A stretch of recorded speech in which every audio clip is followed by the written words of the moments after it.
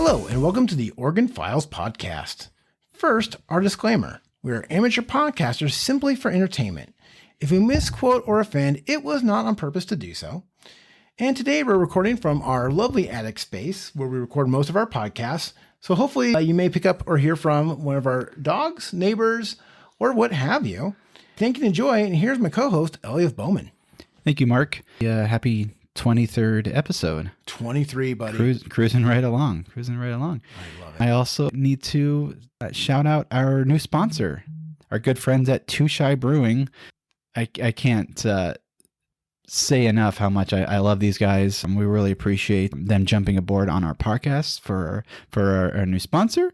And Too Shy is a place where friends and beer meet. You can come check out their wide variety of great beers on tap. They also do like a rotating food truck, like the local food trucks here in town.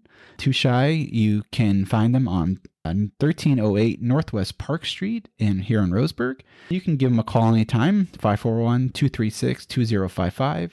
And they're open Monday through Saturday, 12 to 8 and 12 to 9 Fridays and Saturdays. And they're a very cool local small business. I'm really happy to have them on. And they're actually expanding to Reedsport as well. They're moving into that market, so which is kind of cool. You know, starting out here in Roseburg and then moving along the coast. But yeah, they have everything is awesome. Everything is awesome. It's a pale ale. Yeah, I knew that was a very popular one. And they do some cool like seasonal beers too. Oh, nice. So yeah, we're big fans. We appreciate them a lot. So very cool. And then the sponsor we want to shout out to, of course, our classic Video Games Plus and Love Up Frozen Yogurt in Roseburg, Oregon. They're open 7 days a week. They're off Stevens. And the yogurt site has new flavors every month, some dairy-free, and over 50 toppings, including fresh fruit. And when I say fresh, they cut it that morning. It's ready to go. It's fresh. There's a guy in the back. Can't get fresher. Cannot get fresher. They also have an impressive new game section and DVDs, Blu-rays, disc golf, magic cards, Pokemon, you name it. There's something there for anybody. Gift certificates are available. Just a good place to shop in Roseburg. And yeah, so today we're going to cover buried treasures in Oregon. Good topic. It's a good topic. Now, so first of all, there's one story that we're going to cover that I've come across a couple times, and I've always been saving it to cover. Okay. But to do for this podcast, I wanted to do a little more research because I didn't think there was going to be that many buried treasures. I found at least 20 significant buried treasure stories in Oregon. Okay. I'm only going to cover 4 today. So we're probably going to do a second episode at some point, but there's 4 that really stood out to me that I wanted to cover today. And I think you're going to cover a couple items as well. Yep. I love it. The first one I wanted to cover today was, we're going to cover one called I think they call it the Saddlebag Treasure. And it's a story of this guy in Eastern Oregon who had a ranch and worked a lot of long hours. Like the joke was that he would be in his horse 16 hours, 18 hours a day, running his ranch, running cattle, that kind of stuff. So at a young age, he started accumulating a good amount of money. Had a nice big piece of property and everything like that, and got married, and everything was going good. And he wanted to have a bunch of kids. He was ready to settle down. He was purposely making money so that his family could be well off. So everything was going fine until his wife was unable to have children. Kind of bummed him out a little bit, not able to, a nearby ranch had a boy, and by the time the boy was about 7 or 8, the guy who owned this ranch took him on, and to train him and show him what to do and that kind of stuff. And really feel a kinship with this kid. Showed him all the things around. The kid was real good, real respectful, that kind of stuff. Worked real hard. World War I comes around. The kid's now 18 and he enlists. He's going to go and be in World War I. Well, the owner of the ranch calls him over the night before he's supposed to leave and tells the kid, he says, hey, go ahead and move that bookcase. And the kid moves the bookcase and pulls out 2 giant, heavy saddlebags filled with gold coins. That this guy collected over like the last 50 years. Okay. So this guy worked hard and he didn't spend he just saved everything. Like he was getting paid in gold coins? He'd convert wherever he had 2 gold coins. This is what he did. So he's had this money for a long time, this gold coins. And so he tells the kid, here's what I'm going to do. I have a cache buried in my yard. I'm going to add these 2 saddlebags to it tomorrow. You've been a good person with me. I never had a kid. I always want to leave this on to a kid. So when you come back from World War I, I'm most likely going to be deceased. I'm going to tell you the location of where this gold is so you can have it and, and do good with it. Right. So he tells this 18-year-old kid where it's at. He says, you know, you go start from the corner of my house, count 30 paces out. There's going to be a giant round rock. Okay. Flat round rock. You can't miss it. From there, it's another like 20 paces to a bush. You can only find treasure by counting paces. Always, so it's always going to be paces. Right. Paces is one of those measurements. That Right. It's like, isn't it like everyone's foot size is a little different, right? Right. You're right. Yeah. Right. And the sun has to be like in a certain point in the sky, you know, like 3 o'clock in the afternoon, you count 20 paces, you know, in the national morning treasure it's all 45 paces. Yeah. So true. So true. Yeah. So he tells him where it's going to be, right? So the guy goes off to World War I. He comes back, you know, it's a couple years later. Oh, good. He survived. He survived. He makes it through World War I. He survives. He comes back to his hometown in little town in Eastern Oregon. And sure enough, the guy had passed away the year prior because he started asking around. He knew it. He goes, oh, okay. Well, he goes, so what happened with the property? He goes, well, when they passed away, the wife boarded up the house and she moved to San Francisco. He goes, there's no one on that property. The guy wouldn't tell his wife, hey, I got buried money, buried treasure. Okay, here. And he wanted to take care of his kids at the beginning. Oh, he didn't have kids. Just kidding. Kids, okay? Yeah. So here's the deal. So yeah, keep that thought in mind because you're on the same path I was. Yeah. Okay. So the kid, now he's 22, goes out to this ranch, this property, right? Yeah. And he starts counting out the paces, trying to find this round stone. Cannot find the round stone anywhere. Well, how big is the stone, though? It's supposed to be pretty big. But then again, it can only be so big because you can't have like a 70-year-old guy lifting it by himself to bring, right? So you're right. I started doing trying to do the logic behind it. Right.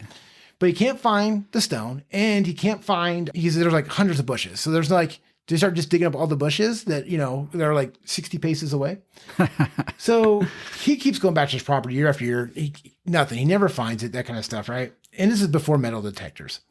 He finally runs into a guy that was actually helped the wife move.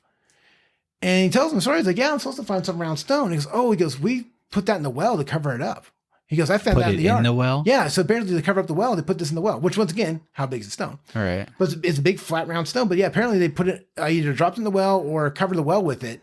So the guy, now he knows they've been moved. So now he doesn't know where it's at. He has no idea. So anyways, to this day, no one ever found the treasure here. No one's metal detected it. The last theory there is that you could still, the house is gone, but you could probably still find at least where the 4 pillars of the house were and start counting paces with a metal detector. So this could still be out there somewhere. If it's true. Here's my other theory. Go with it, because I love the theories. There was no treasure. Okay. He knew the kid was going to enlist in World War I, so he wanted to give him hope for something to come back to. I love it. You know, going in there, you know, didn't want to feel like, you know what I mean? Like, he wanted to, like, make sure he tried to stay alive, knowing that he was going to come back and try to find the treasure. Yeah. If there was treasure. Now, I believe there was treasure, but I'm saying, you know, maybe he was, you know, telling the kid, like, you know, go survive this war and come back. You'll be a millionaire. Right. How much the gold is.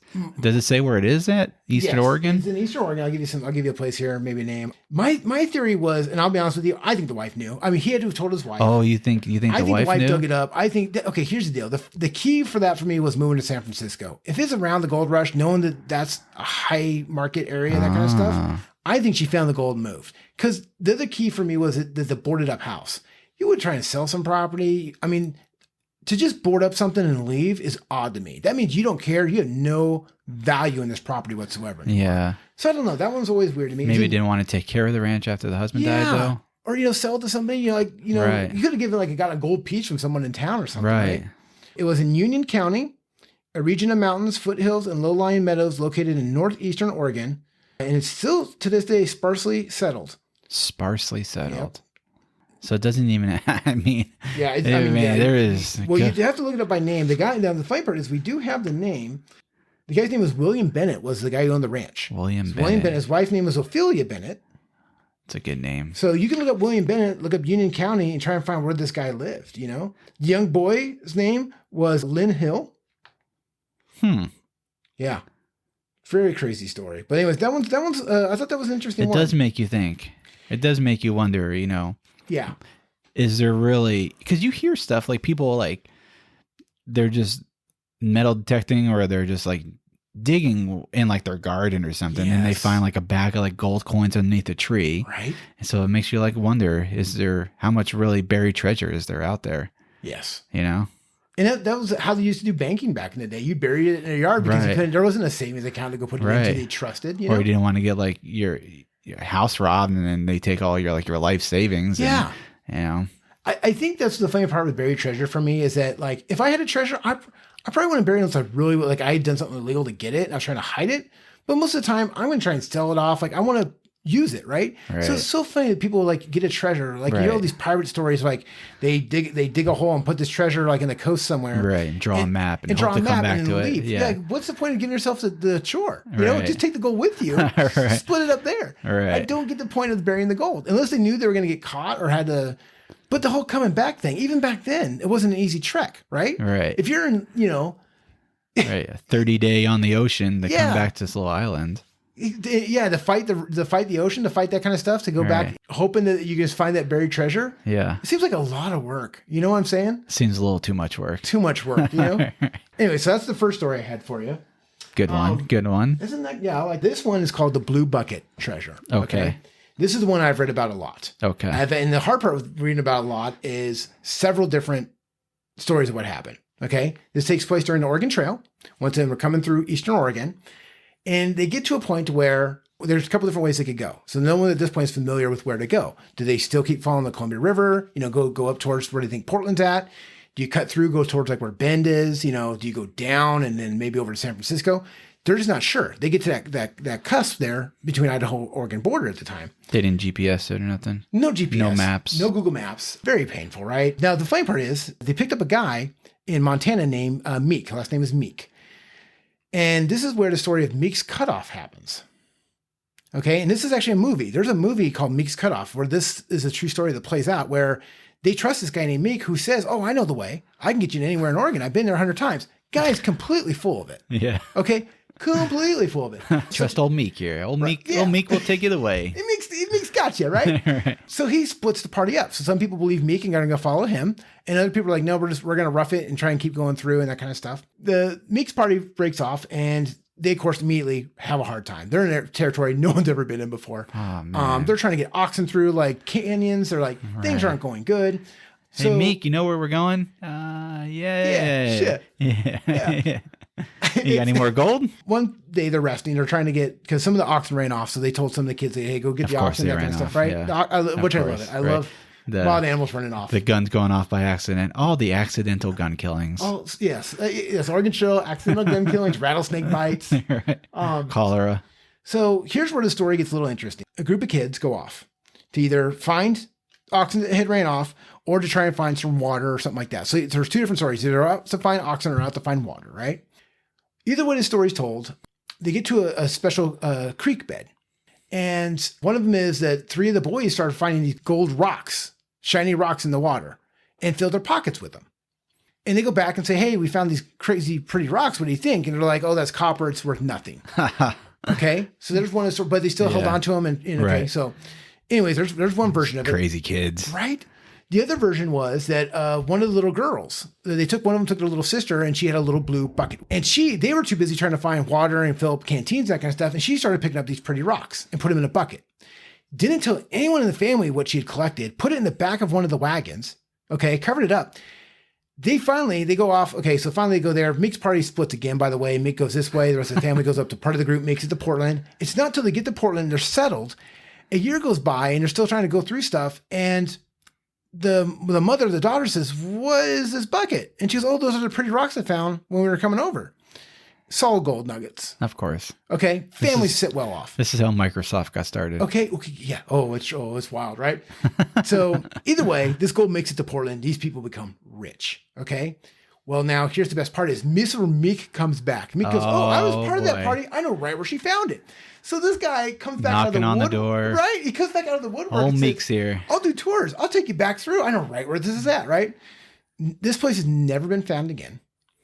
Wherever this girl or the boys found the gold nuggets in the stream, something like that, they think either a landslide covered it up. There's been so much area shifted due to like silt and that kind of stuff. There's a honey hole somewhere. There's a honey hole somewhere that it was enough to where she could only fill one bucket and that's all she could get. Yeah. Those guys can only fill their pockets, right? It's crazy, but there's so many people who witnessed them showing off the gold and that kind of stuff. Like I said, it established the family, and the family had like a famous last name, if I remember right. Meek, sadly, I think he ended up not having a good ending. I wonder why. Just a guy you just can't trust.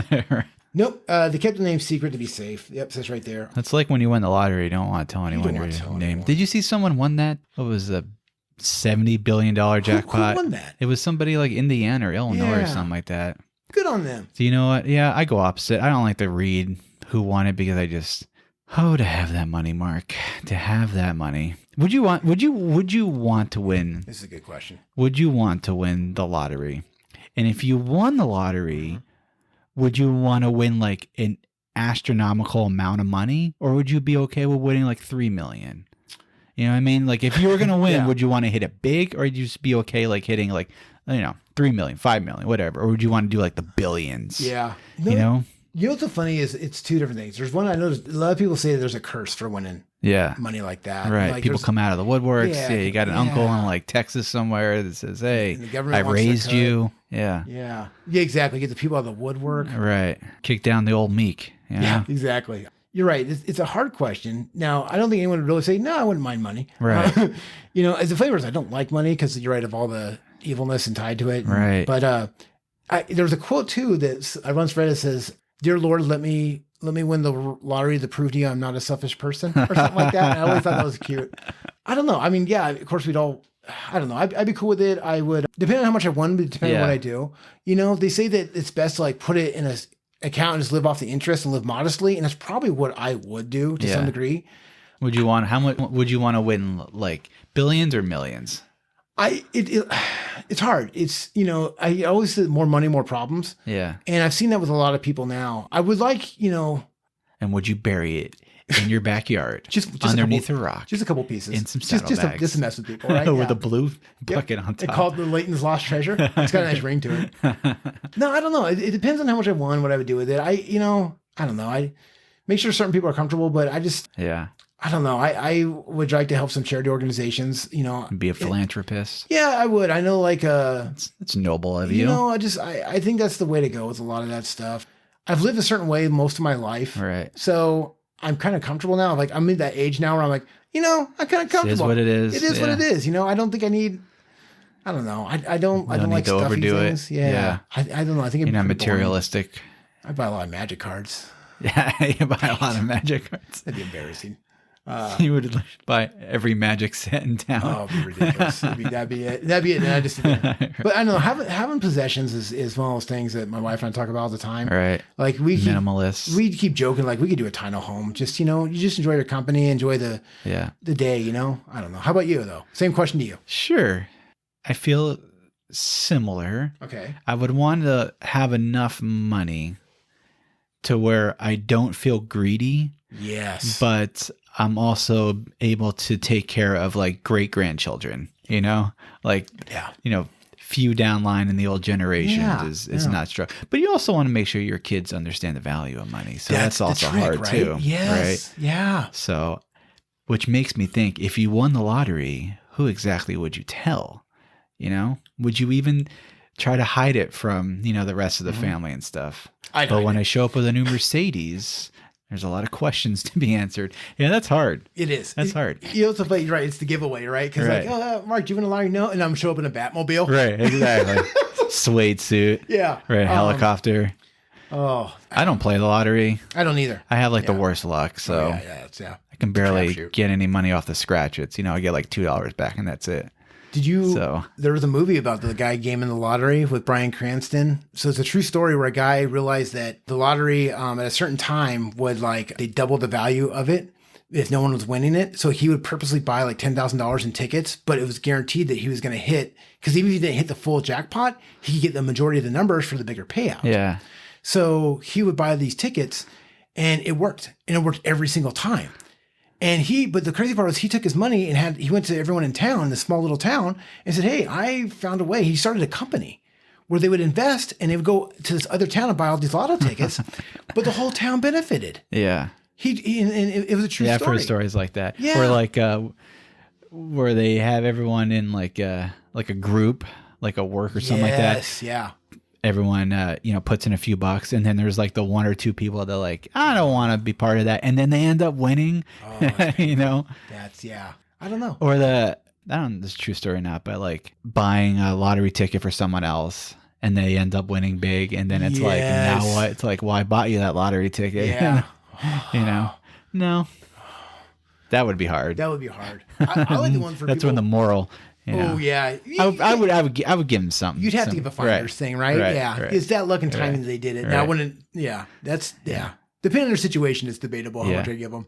It's debatable. It's like the ones people who also buy a lottery ticket and forget they bought one. They check their pocket like 2 months Right. later and like, oh, hey, we won $10 million Right. 2 months ago. Yeah. Wild. All right. What's the next? Okay. The Trueberry treasures in the Oregon lottery. All right. We're going to get closer to Roseburg for the next story here, or possibly closer to Roseburg. This next one here is a pretty good one. And this one has a little twist at the end, just a little twist, because that's what I like to do. This one's around 1850, the heyday of California gold rush. Mm-hmm. There's a gold miner that kept returning to Wairika, California. Beautiful area. Yeah, right. Beautiful area. He kept coming to Wairika every late fall, winter, and would hang out at the local bars. But they don't know his name anymore. But his nickname was Set Him Up because when he walked, Set him up. Set Him Up. Because when he walked in, he said, "Set him up," and he brought everyone in around. Of course, everyone was this guy's friend. And of Right. course, You want to be there when Set him up shows up. Yes, right. So everyone knew this guy. Everyone loved him. He hung out and chatted with everyone there for a couple months that he was in town. Definitely meek. But he, of course, here's the deal. He paid with gold nuggets. Okay. Everyone asked him, "Where'd you get the gold nuggets?" He said, "I'm not telling you. I'm sorry." This goes on for a couple years. So he Yeah. shows up every year. All his friends, all these friends in Wairika. Eventually, they get him drunk enough. And they say, "Okay, where are you getting this gold from?" And he goes, "Well, to be honest with you, I'm not getting it in California. I found a spot in Oregon, in Southern Oregon. I built a cabin on top of the spot of a vein that I found in the ground. So during spring and summer, I live in my cabin and I just pull gold nuggets out of the ground." What was our friend that we read about? Are you talking about Ed Shefflin? Yes. Okay. It's so funny you say that because Yeah. Ed Shefflin's treasure keeps coming up as well. Yeah. Okay. And that one's been really exhaustive where people Trying to find trying that. to find Ed Shefflin. We're talking Shefflin's a stone's throw away here, south on Quad River, Myrtle Creek, that kind of stuff. Yeah, Ed Shefflin's, that's another one of that. He's one of the top 20 treasures lost. Someone's right? bound to find it, though. Someone's bound to find it. And Ed Shefflin, we know for a fact, though, did travel Right. all the way down. Of course, we know it's a tombstone. Tombstone, because right. that's where he found it, right? Right. So, but we got this guy just known to Set Him Up. And you're right. I love it. It's the twist is that this guy's Ed Shefflin. We're on That'd be amazing. amazing. The Right. time frame fits. Well, 3 years into it, their friend doesn't show up. So they're all now sad. Like, well, we know he's in Oregon. Oh, we wanted free drinks. Yeah, we wanted free drinks. Right. We're Set Him Up, So We wanted our sarsaparilla. so they decide they're gonna let's form a search party. Let's go see if we can't find our buddy or at least find his cabin. Right. They have no knowledge. They just know Southern Oregon. Okay, but I love the desperation. Right. That they're gonna go find an abandoned cabin. Okay. Right. And it's not like getting in a car. It's like hitch up your horses and your ponies and your donkeys onto a wagon and then take the trail up. Right. Days. Yes, days. Yeah. You got no GPS. You got nothing. Right. You got nothing. So they make their way to Oregon. They get to a place called Table Rock City, which is now known as Familiar. Yeah. Jacksonville. Yeah. Yes. Jacksonville, Oregon. So they meet up with a group of Oregonians who wanted to join the search party. Now, one of these men was a guy named John William Hillman. While none of the men ever found the cabin or the lost mine, so this guy's stuff's never been found, right? Hillman did discover something else, though. Hillman was the first person of European descent to lay eyes on what is now Crater Lake. Okay. So at That's this cool. point, Crater Lake, just so you know, until this was, That's cool. right? The wild twist is that they knew that there was something called Crater Lake because the Indians kept saying that there was, there's a big lake out there. They didn't know where. Okay, no one believed them. But back then, people weren't here to find lakes. They were here to find gold. How do you stumble across that? Get this. The guy was actually late at night. They were still trying to find a cabin. And he said he was on his mule, and the mule just dead stops. And he goes, and he's trying to get the mule to go. The mule's not going, right? Stubborn. And he goes, and Millen's actually quoted as saying, he goes, "If I had been riding a blind mule, I would have ridden over the edge into Crater Lake." He goes, "I stopped at the Well, edge." who rides blind mules? With that, I know that. I know. If I was riding a blind A blind mule would be funny because you don't know where you're going, right? Right. That's something rich people do. I'm going to ride a blind mule and see Get where the it takes lottery me. and get a blind mule. Yeah. So, anyways, we never know where the Set 'Em Up's abandoned gold cabin, but we did find Crater Lake, and that's where that put Amazing. Crater Lake on the map. You just the reaction of like being the first person to see something like that. Yeah.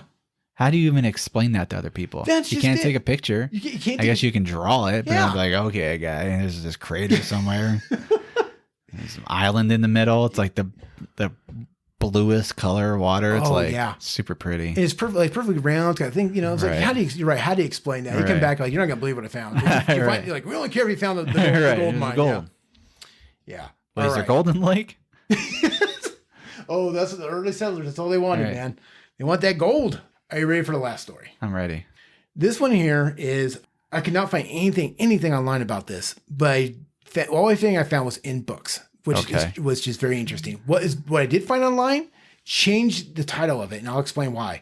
This is technically called the Chinook Lost Gold Mine. It's now also called the Tillamook Gold Mine. Okay. Okay.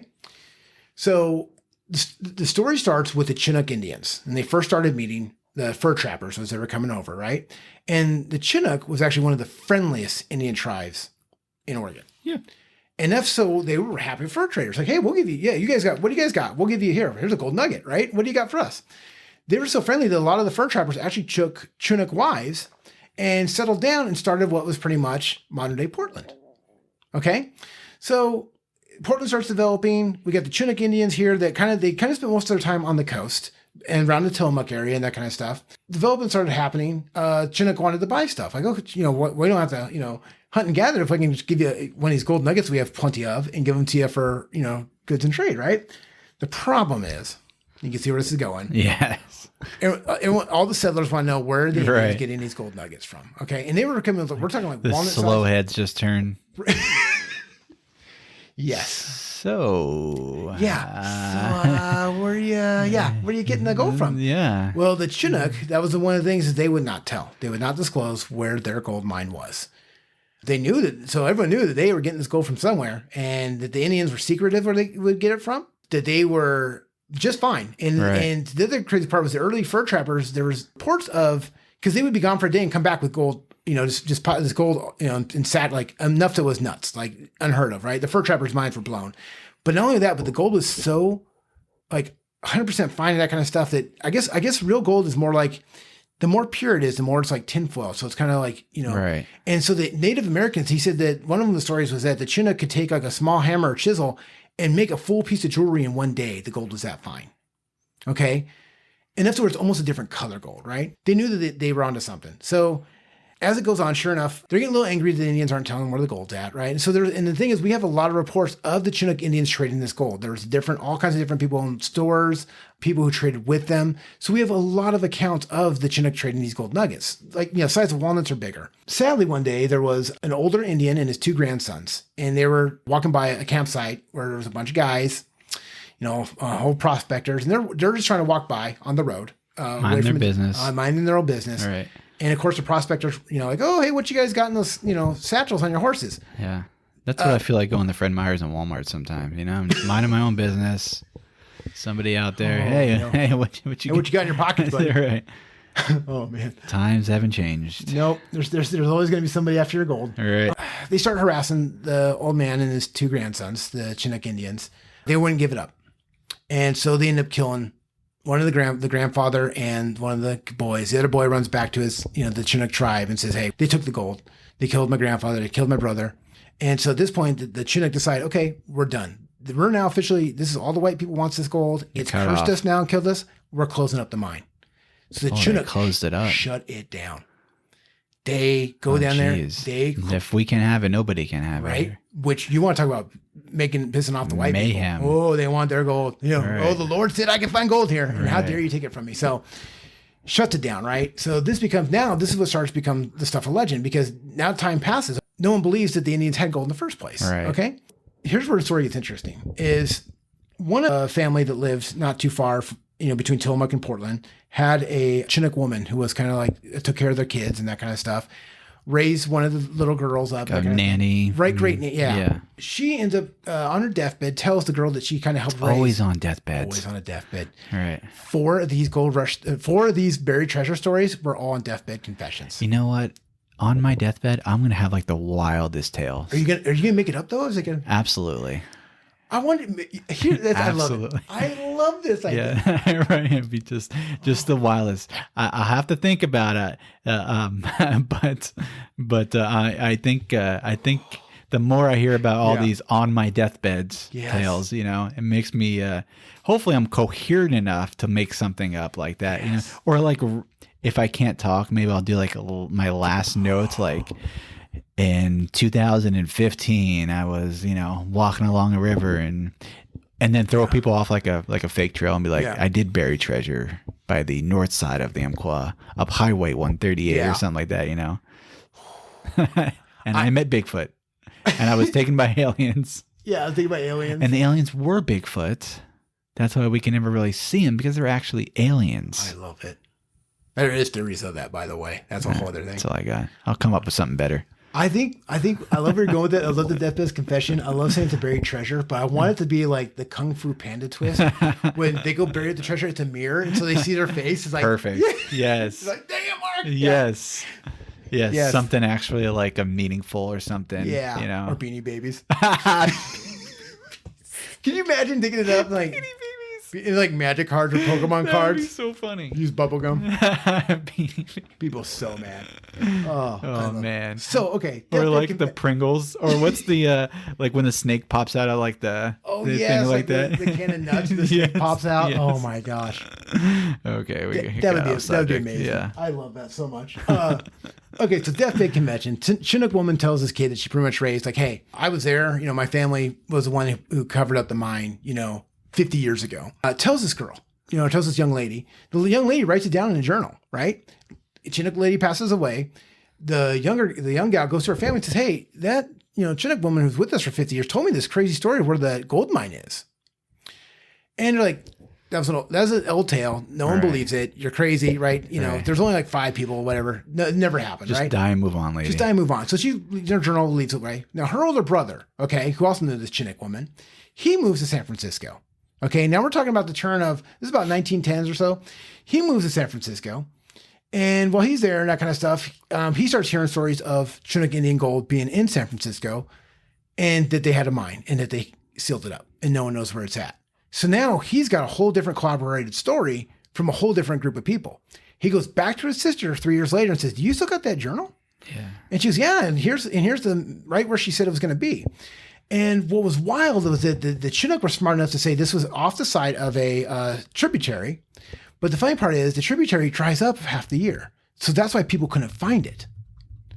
So he goes and finds what he's pretty sure is this lost mine. He starts, trying to chill, take rocks out of it. Well, people show up on horse and say, what are you doing? This is private property. Yeah. You need to get out of here. And of course, he's not going to tell him that, hey, I think this is a gold mine. So he leaves and he tries for the next 5 to 10 years to sneak back and get there every single time he's caught and chased off. Well, finally, they don't hear from the brother after a couple of years, and a different hunter comes forward to the family because they found his ID or his identifying information in the body. Single gunshot wound to the skull. The brother's dead. And if that doesn't raise red flags. Right? So to this day, a lot of aerial footage of between Tillamook and Portland, all the different ravines and that kind of stuff. There's spots where they see, some tributaries that dried up. Yeah. There's spots where satellite images show this could be there. It is on private property now, though. Of course. And so, but the Chinook still believe this is cursed gold. So they don't want anyone to get into it. Yeah. But yeah, that's Well, what's the saying? When the legend becomes fact, Print the legend. one of my favorites. And I mean, it goes without saying. I mean, when the more you hear, especially over 50 years, you know what I mean? It starts becoming passing down through generation, through lines, Yes. and other people start overhearing conversations, and Yes. I'm going to throw one more at you because you made a comment and I was like, I almost didn't cover this one, but it's short. So it's real short. that's all right. And this ties into, People need to know. the people need to know. And this is, this one's my, Give people something to do. it reminds me a little bit being us having a banking background and that kind of stuff. So there was a little place between, And folks, if you go out and find any of these buried treasures, just remember you heard it on the Oregon Files podcast, and you can reach us at the Oregon Files podcast at yahoo.com and let us know, what we're looking at as far as our pay cuts. Yeah. I mean, our pay takes. So we would appreciate we it. just found some sponsorship. We're not picky. Yeah. We take a little bit. Basically, it's a town that became modern day Phoenix, Oregon. Lovely area. Okay? Lovely area. Back then, there was some pretty good gold being found. And this, once again, we're talking about gold rush times, okay? And there wasn't, the nearest bank was, you're either going to like Medford or Grants Pass. It's still a ways away to go. And that's, not the easiest terrain back then. So there was a local guy, and he was trusted. He would take people's gold dust and whatever they found, he'd label it. But back then, you don't have a vault, kind of stuff. So he would put it in a kettle and bury it in his property. What is with that? Okay, once again, well, there was no, I mean, that's the first banking system, right? What? But guess what? He was legit. He did this for years. Okay, Yeah. so he was very well trusted. He would make the trips into the banks. He'd keep their ledgers clean. No one had a problem with him. Complete trust, right? Well, the day before he's about to make his next big trip to town, which has had one of his biggest payloads in the old kettle there that's buried in his yard, he has a stroke. And before he perishes, he can't talk. So he's trying to, with a shaky hand, draw a map to where this kettle is buried. No. It's somewhere on his property. Oh, man. And he passes away before he can finish the map. Oh, like in the middle of like doing the map. He's Middle of just the like, map, stroke, gone. The thing is, he's got like 20 people's gold stuff in this. And we're talking like, they said that like back then, they said it was equivalent like $23,000 back then, which is like $1 million now. Like And you're not insured by the FDIC. you're not let me tell ya. insured. Yeah. There's no insurance. Right. You got to find the kettle. Of course, everyone in town, everyone who lived near, Phoenix at the time, it's a search party. Everyone shows up with a shovel on this Oh guy's my property. gosh, right. Did dig hundreds of holes and do not find a thing. So to this day, there's a lost kettle filled with gold dust and gold pieces With people's somewhere. names on it. Yeah, with all these people's names on little pieces, Yeah, that will never be found, or found by this one lucky person. If you found that and you were able to, if the names were still legible, Oh yeah. would you take the time to like try to find, like search online? Yes. Try to find the peoples that might belong to from 100 years ago, however long it was. What I would do is a great question. I know exactly what I would do. Yeah. Is I would call History Channel or I call Discovery like, hey, I got a show for you. You're not gonna believe this. You would just milk it for like 10 I would episodes. milk it. I'll get the revenue from the advertisers, but who wouldn't want to watch a show if you finding long lost relatives like, hey, your great great grandpappy, here's $20,000 in gold dust he found. Yeah. I thought I'd track you down and give it to you. Yeah. Just surprise people like live in public. I mean, come on, how much fun would that be? When did we stop calling people grandpappy? I mean, did that stopped after like the gold rush era? It might have been. As soon as the old prospectors died off, it died with them. Grandpappies. My grandpappy. Love it. I think I probably picked up a Looney Tunes cartoon. But yeah, those are good, stories. Mark. Those were fun, and that's one That's fourth, a quarter of it. right? Yeah, we'll do some more. There's Those a are lot. good. Yeah, I didn't even touch the coast stuff. No so, idea yeah. there was that. That's true because we originally were looking at the ones that were buried on the coast, and That'll be a whole you found different some good podcast. one. Yeah. Speaking about coastal treasure, Yes, Mark, tell me. Goonies never say die, Mark. Never say die. Never say die. So this was actually pretty recent, and it's National Geographic had this story that the officials confirmed that there was timbers from a shipwreck of the 17th century Spanish galleon. Whoa. They were found in caves. This says earlier this week, and this was back in June. So this is recent. This is discovery. recent. Whoa. So the legend of Santo Cristo de Burgos, it is the story that actually inspired Steven Spielberg to come up with the idea for the movie The Goonies back in 1985, which is, if you haven't seen The Goonies, it's about a group of kids who seek a sunken treasure ship basically to save their home from foreclosure. That's right. It started the dance craze, the truffle shuffle. For 300 years, tales of the shipwreck spread within areas of indigenous tribes, passing down the legends. So again, once the legend becomes fact, print the legend. Yeah. Passing on the legend of a ship that had vanished off the Oregon coast around 1693. It's funny when they say treasure because what they're naming in here is actually it's porcelain, beeswax, and Chinese silk. Wild. So not so much of the gold. So that's kind of interesting. The beeswax, I heard about that one because they were wondering why certain beeswax are starting to show up in Oregon at a certain time. And the only logical was that it came off a ship that shouldn't have been there. But the Chinese silk is interesting to me. Right. And I'm sure that's pretty expensive, right? That's got to be out of all three items. I'm sure the Chinese silk's probably the one that's the money item, right? Yeah. Right. And it's interesting to think of the Spanish going to, because when did they meet the Chinese in the middle of the ocean? Did they go over there do them themselves? Right. Well, when was the Silk Trade, or when was the Silk Road? Oh yeah, right? you're right. That was way before we even, Right. yeah. So the new discovery, it confirms that ancestral people knew what they were talking about. You call me liar. Cultural resources director for the Confederated Tribes of the Silets and the member of the Silets Tribal Council told National Geographic their recovery required a team, law enforcers, and search and rescue specialists who have been searching for the past 15 years. Wow. So according to National Geographic, powerful tides made for a tricky and dangerous operation that had to be perfectly timed. So Spielberg had reportedly seen a newspaper story, clippings about the legendary ships and the items, which made him inspired to write the movie.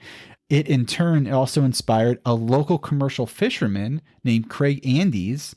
So according to National Geographic, belonged to a Goonies gang of kids growing up in the area. As an adult in 2013, he came across timber remnants that he thought might have once been part of the ship Santo Cristo de Burgos. So apparently he was like the original Goonies, this guy. Andes, he contacted all the volunteer maritime archaeological society. He urged them to test a sample of the wood. He says, I was convinced it was driftwood. To think that 300-year-old ship timbers could survive the Oregon coast was just crazy. A lab analyst confirmed the tropical hardwood was a variety in age that would have been used for the ship Santo Cristo, prompting the recovery efforts. The timbers are currently stashed at the Columbia River Maritime Museum in Astoria, which is a really cool museum if you haven't been to. I'm going to go there now. It's where they're being still scrutinized by historians and experts. One of the senior investigators, Jim Delgado, he quotes and says, "These timbers are physical evidence for the stories that have been known, passed down through generations. The Goonies ship will never be found, though, the actual ship. Huh? It's a 105-foot long Inferno. Oh, the actual movie they made for the... Yeah. It was destroyed after production. That's right. Anyway, that's kind of neat that they've actually found part of the ship, which inspired the movie The Goonies. Yeah. So two takeaways. My favorite part is this, and it's between this one here, your story, and then the one that was set them up. I love how the Native Americans tell us, like, hey, there's a Crater Lake, or hey, there's a shipwreck over there. And I love how, like, the Native Americans knew that there was some buried, there's a shipwreck, since 1693. And they're like, and it takes until 2022 for somebody to, well, I guess they kind of had an idea like in the 80s, but like nobody actually like tested like the wood or whatever. But they couldn't take the Native Americans' word for it. That's like, oh, I'm sorry, until a white person discovers it, it's not really discovered. It's like, wow, guys. Right. Oh, and then I did want to shout out some of my information. I forgot to credit. W.C. Jameson, Buried Treasures of Pacific Northwest, was where I got two of the stories. And some of the other information also came from a lovely article from the OregonLife.com called 5 Legendary Missing Treasures You May Never Know About by Danielle Denham. Back to you, though. Awesome, Mark. Thank you so much. So this one is also a buried treasure story, and it actually takes place in Oregon. Shocker! Twist. Yeah. Takes place in Portland, Oregon. Excuse me. It comes down basically the scrutiny and the trying to understand. There's a hand-drawn map of mysterious origin. Now, the map was done on a deathbed confession. This is according to a site called Atlas Obscura. Okay. And it also is the archives of the Oregon Historical Society. There's a research library in Portland that houses a lot of treasures, but only one honest-to-goodness treasure map. So this is the only treasure map that's included in the Oregon Historical Society, which is interesting. So basically, it's like a little piece of scrap paper. It's unfolded. The document is 6 inches and 18 inches wide. It's covered from edge to edge. On a side, it has long strings of blunt capital letters written in blue pencil and a map sketched in blue and yellow. On the far left, there's a port okay, with a building topped Okay. by a tall spire on its shore. And on the right, there's a barn and 2 slashes that seem to be gravestones. In black ink, someone has written the word money. Okay. That's how you get them. Highlighting 2 separate caches of $3,000 each. This is in 1862, Oh, boy. when the map seems to indicate the treasure was buried. So this is, of course, $6,000 worth of fortune. I mean, back then would have been several years of somebody's hard-earned money, right? Yeah. So it's not necessarily the amount of money. I mean, there was a lot of money back then, but it's just the idea that the possibility of this being, buried somewhere. Yeah. And it's just enough on there that people think this possibility to recognize some of the landmarks. Ooh. 160 years later after the map was supposedly created, but most of it is still a mystery.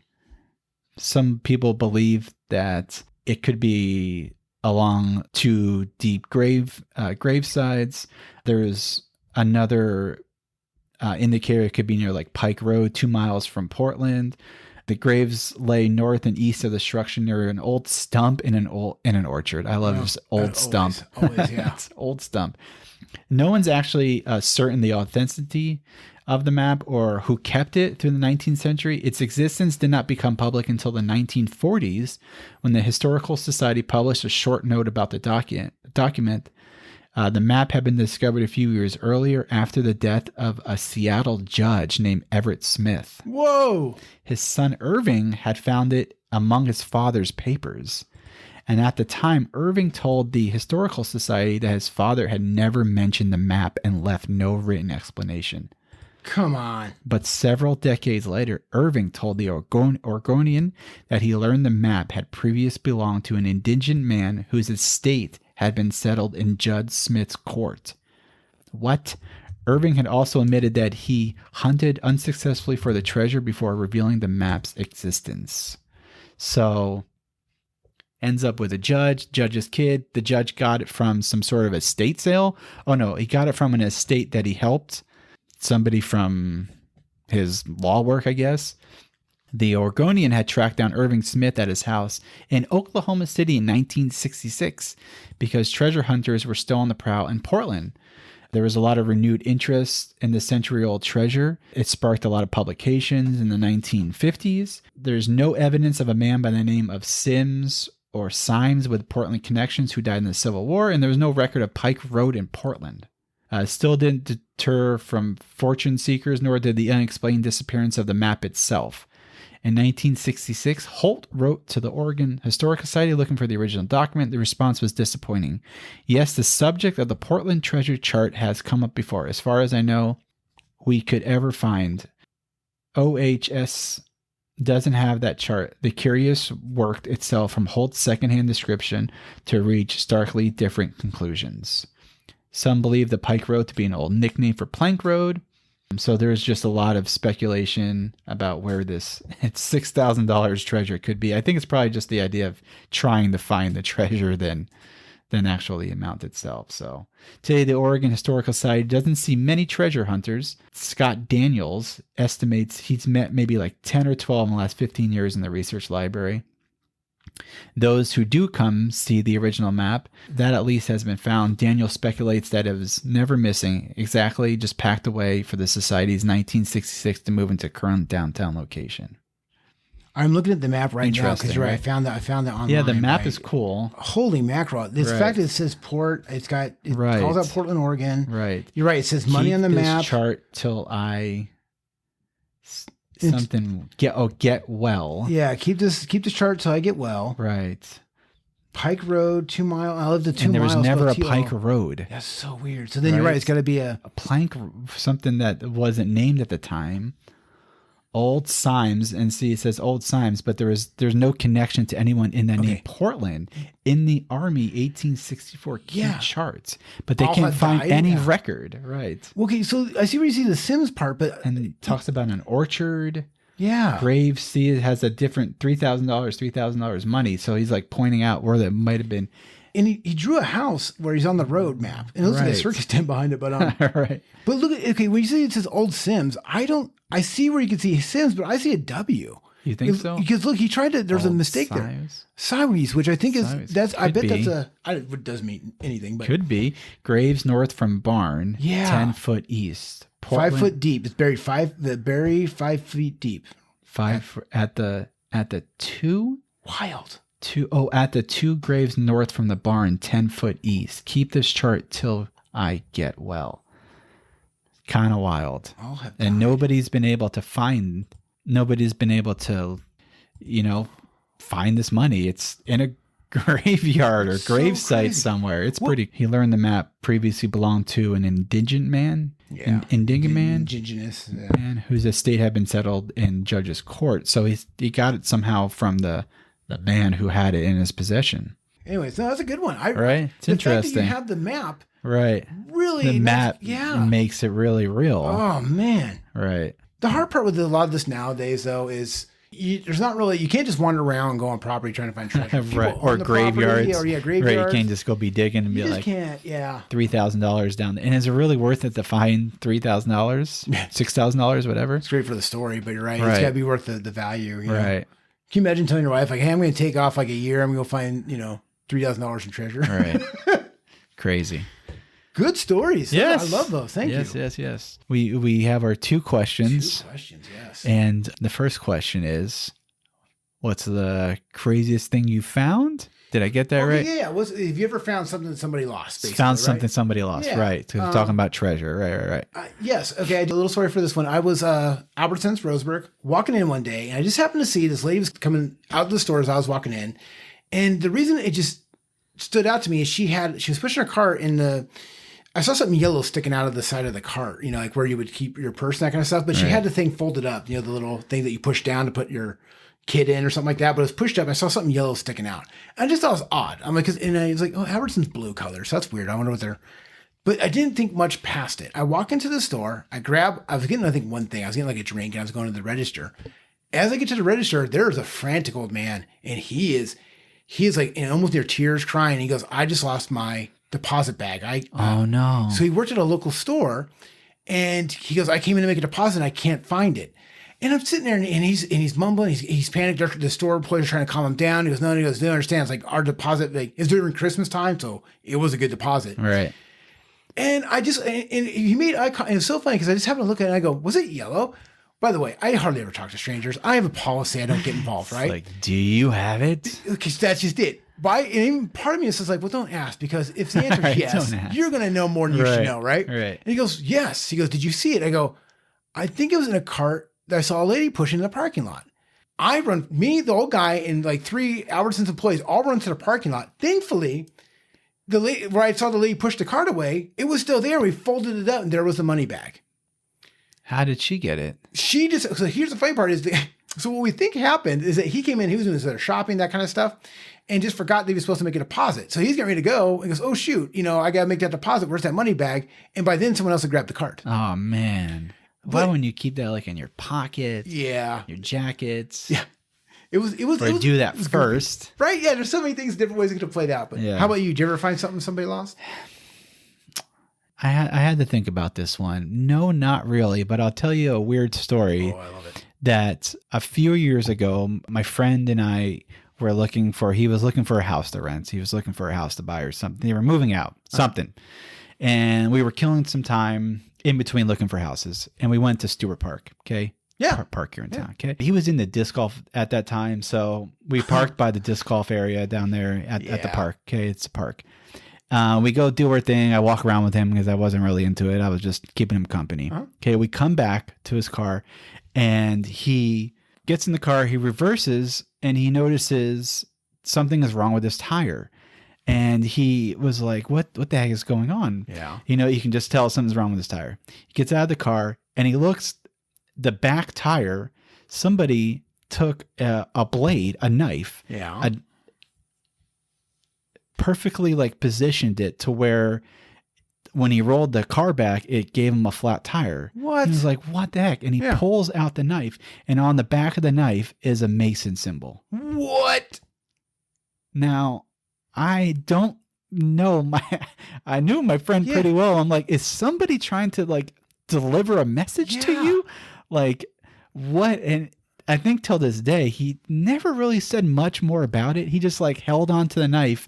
Like, I don't remember what we did with the car. We got it towed or something like that. But out of all the things, I know we didn't really find it. It kind of like came it came into our possession in a weird kind of way. But like, holy mackerel. Who's just leaving random mason knives? And I don't know, it was very odd. Really, it was very strange. So your friend's like, don't worry about it. Right. He's like, I'll take this and we'll continue looking for houses or something. I don't know. That's so it was wild. odd. Yeah. It was odd. I like that one. That's good. Yeah. Right. Next question is, what's the funniest thing that you've ever seen in person? And the reason I want to say in person, I've seen a great YouTube funny videos, right? Yeah. But have you ever seen something so funny in person you never forgot it? Man, I was thinking more on the lines of embarrassing things that have happened, including myself. Okay. And I told this story recently to some workmates, but a few years ago, I was playing some golf and I went to return the golf carts, and you park it along like the side where all the golf carts were. But I don't know exactly what happened. My foot didn't hit the gas, or my foot didn't hit the brake. It like hit the gas or something. Boy. It hopped over the curb onto the putting green area where there was probably about 6 or 7 people practicing their putting for the morning. And it was like scrambling cockroaches. And I had my kid on my lap. Yeah. She was maybe like 4 months old. And I just remember somebody yelling, he's got a kid on his, he has a baby on, he's got a baby on his lap. And it was mayhem. It was me. Now I have to figure out, I have to get this cart back into the parking lot. Like, I can't just like get out and leave it and be like, somebody take this for me.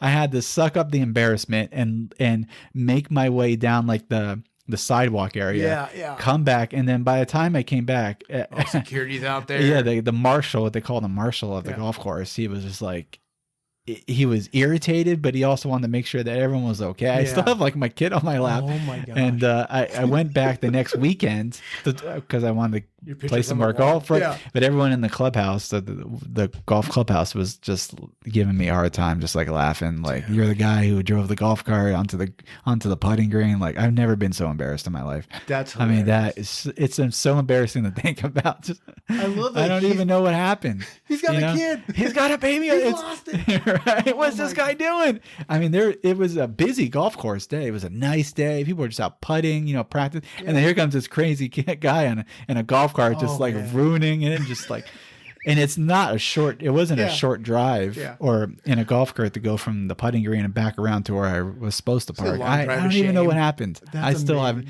It's like tunnel vision. I was parking, and then before I knew it, I was up on the putting green.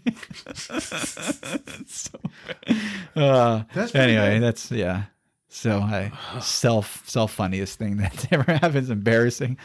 I got a lot of embarrassing stories, and I think that's up there. Right. See, I do something daily embarrassing happens to me, so now it's just the norm. If you can't laugh at yourself, I mean, what's the point, right? Yeah. Funniest thing that I ever saw in person. One day, my brother and I was here in Roseburg. We went out to breakfast, and we're coming back, and he had a little blue Ford pickup at the time. And it was early in the morning, so there wasn't a whole lot of traffic on the road. And we're coming up the street there to where King's Table and Pizza Hut used to be, which now 2 restaurants aren't there anymore, right? But anyways, we're coming up that road, and there was a single turkey on the sidewalk, looking like he's waiting to cross the road. Okay? And my brother was in the far lane, and we're as we're driving up, there's no cars on the road. This turkey's literally just standing there. And my brother thought it'd be funny if he goes, watch this. And he gets into the other lane there. And we thought we were going to pretend like maybe we're going to like give him a ride or whatever. Or hitchhike. Just to see what we're going to do, to see what the turkey does.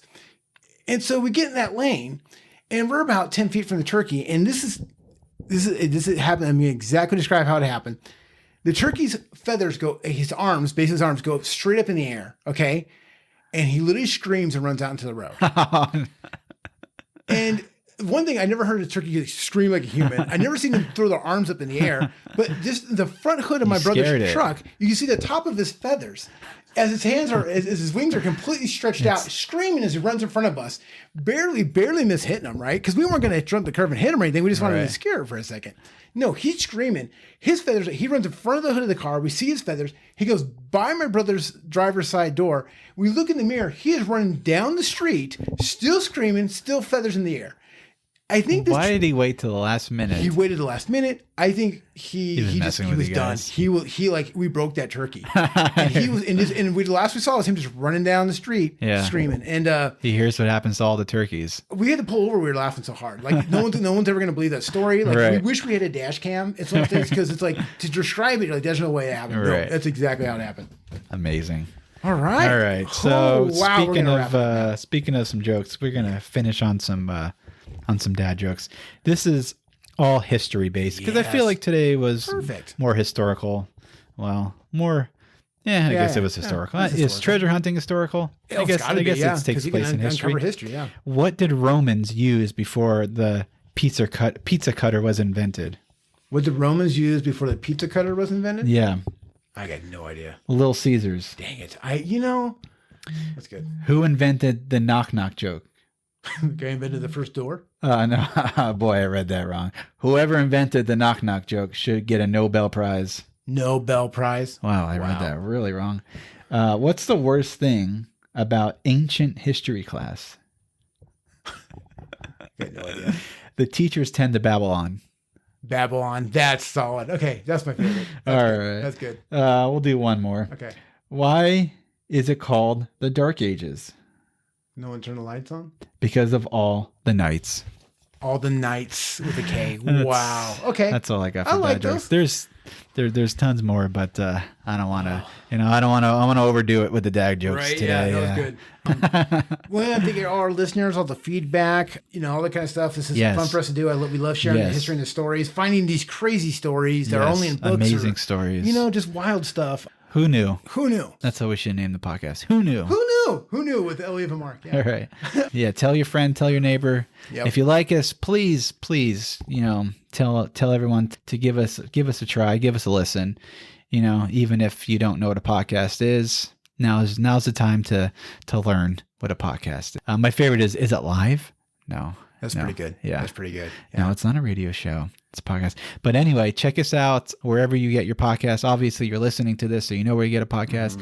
But if family member, whoever doesn't know where to listen to us, we're on Apple, we're on Alexa, we're on Amazon, we're on Google, we're Spotify. you can just Google us. Mark puts it on YouTube, Oregon yeah. Files Podcast. And then you're welcome to look up, I have an Instagram page, Oregon Files Podcast. I just put the episodes out there. We hope everyone just enjoys our podcast. If you want to get a hold of the show, we have an email. It's OregonFilesPodcast@yahoo.com. And, like Mark said, thanks again for just listening and continuing to give us, your thoughts and feedback. And, we're already on to next episode's 24. So it's pretty 24 freaking coming up. awesome. So All right. That's it. Thank you. thanks so much.